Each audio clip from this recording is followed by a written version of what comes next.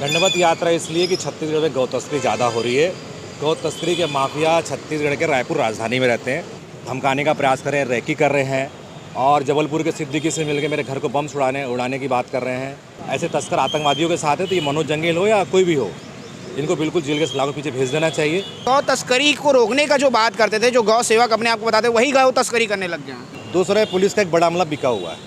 भाजपा सरकार को बदनाम करने के लिए वो ट्रक को अंदर लाया गया, जिसमें मनोज जंगेल ने अपने गौरक्षक बताने के चक्कर में वो ट्रक पकड़ा ही नहीं, सानू ने पकड़ के दिया ताकि वो गौरक्षक बन जाए, भाजपा सरकार बदनाम भी हो जाए, विधानसभा लगा तो क्वेश्चन उठ जाए। वही हुआ कि छत्तीसगढ़ में गौपुत्र के नाम से जाने जाने वाले उमेश बिसेन दंडवत यात्रा कर रहे थे।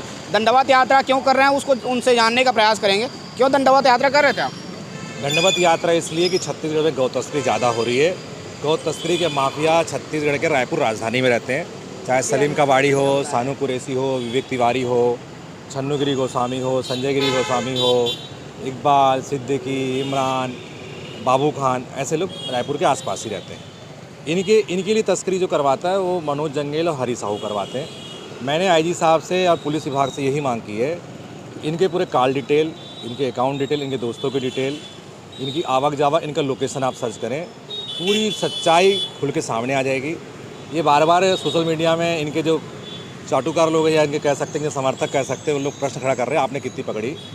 तो मैं बता दूं उनको, इस जानकारी के लिए 355 हमने रिपोर्ट दर्ज कराई पूरे प्रदेश के अंदर में, काफ़ी लंबे समय से। उससे मैं और मेरे साथ वाले, मैं अकेले नहीं किया, मेरी पूरी टीम ने मिलकर की उसको, पर मैंने लगभग 150 सवा 200 के 150 FIR कराई है, जिससे पुलिस ने कार्रवाई की है। और बाकी जो FIR है मेरे जो अंकित है और अन्य लोग मिलकर कराएं। तो हम लोग, हमारी टीम का टोटल होता है 355-56 के आसपास FIR, ऊपर नीचे कुछ हो सकता है, पर इतनी हमने शिकायत दर्ज कराई है तस्करी की।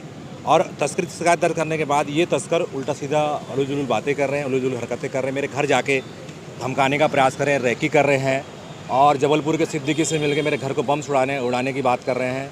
वहाँ जहाँ पे ये पूछताछ की, वहीं पे फ़ोन में बात कर रहे हैं कि हाँ तो घर देख लिए हैं, इससे घर को उड़ा देंगे, इस तरह की बात कर रहे हैं। तो सीधी सी बात है, इनको बहुत तकलीफ़ है हम लोगों से, और ऐसे तस्कर आतंकवादियों के साथ है, तो ये मनोज जंगेल हो या कोई भी हो, इनको बिल्कुल जेल के सलाखों के पीछे भेज देना चाहिए। और ये विवेक तिवारी और सलीम कबाड़ी जो लोग माफिया गैंग चला रहे हैं, इसका खुलासा होना बहुत ज़रूरी है। उमेश बिसेन जी, आप काफ़ी समय से ये सब तस्करी रोकने का काम कर रहे हैं। अब जो आपके साथी हैं, मनोज जंगेल जो आपके साथी थे, वो तस्करी करना शुरू कर दिए। क्या लगता है ये शुरुआत कैसे हुई मनोज जंगेल की तस्करी की? एक्चुअली क्या है, हमारे पास गौवंश की सेवा सीखने बहुत लोग आए, बहुत लोग को सिखा, हमने कहा इंडिविजुअल आप करो।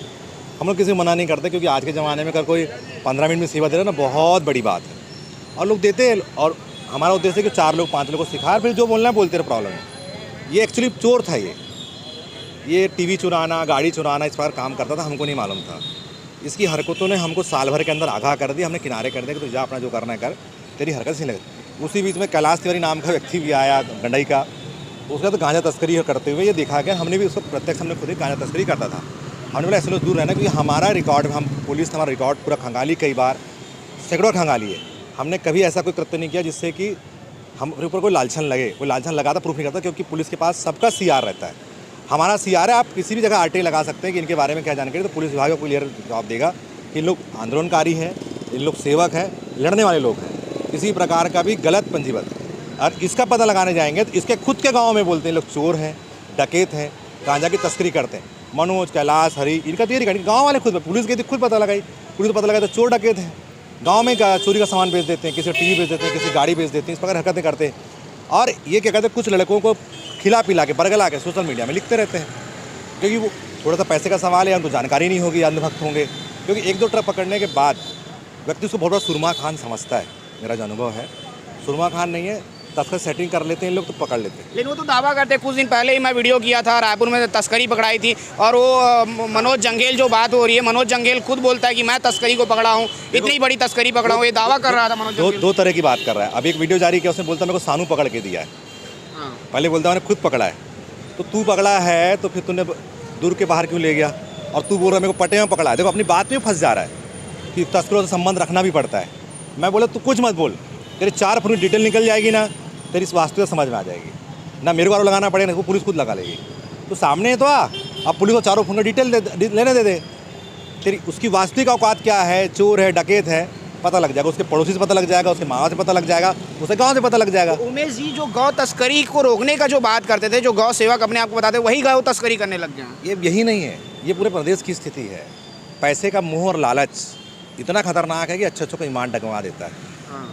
आज मैं जहाँ खड़ा हूँ ना, एक एक चीज़ के लिए मोहताज हूँ, मैं सच्ची बता रहा हूँ। मैं डंके की चोट में किसी भी एजेंसी जांच करवा लूँ, मैं खुद बोलता हूँ, पुलिस विभाग में मैं यहीं बैठा हूँ, ये थाना 10 बार जांच करता है, भूपेश बघेल जी जांच कराए, इस पर रमन सिंह जांच कराए, वर्तमान सरकार ने भी जांच करवाई। बता रहा हूँ मैं खुद बैठ के, उनका काम है जांच करवाना, नीट एंड क्लीन।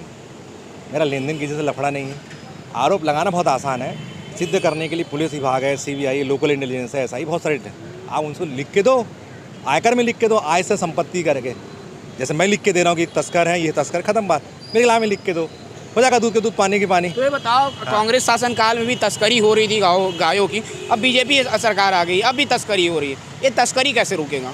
तस्करी रोकने के लिए समाज को जागरूक होना बहुत ज़रूरी है।